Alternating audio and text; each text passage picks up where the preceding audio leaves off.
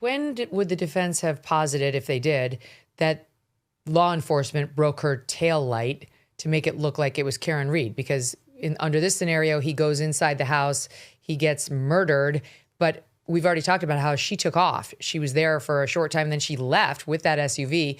Did they posit that her tail light was broken later when she drove back in the morning and found the body? So this taillight, there was so much litigation about this taillight. First, the defense says there was a video that shows she backed up very slowly into John O'Keefe's car at John O'Keefe's house. And that's how she cracked her taillight, and there was just a little crack in it. Not when she hit John O'Keefe. The prosecution says, no, it was totally damaged, destroyed, and they had in 46 different pieces.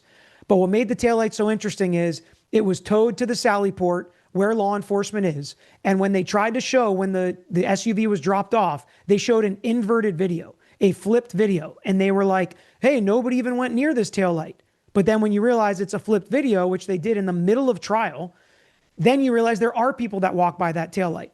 And when you look closer at the entire time it was in the Sally Port, there are blips and cuts in and out and huge chunks of time missing where you don't see what's going on with that Lexus.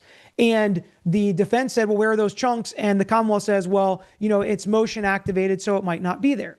And then when they secured the crime scene the first day, they found a couple pieces of taillight in the yard, right where John O'Keefe's body was found.